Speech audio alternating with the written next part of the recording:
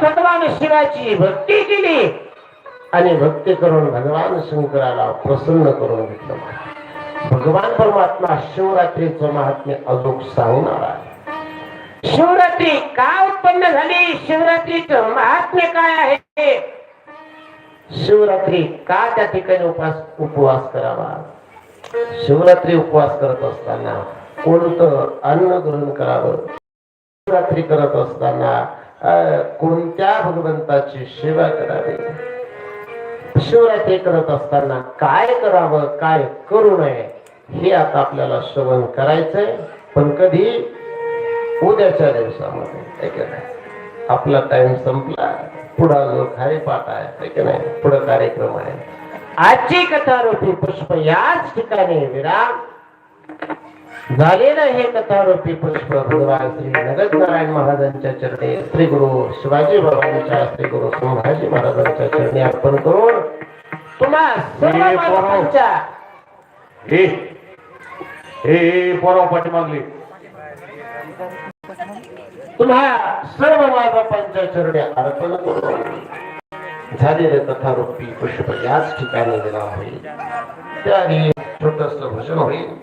त्या भजनामध्ये सगळ्यांनी उभं राहायचंय.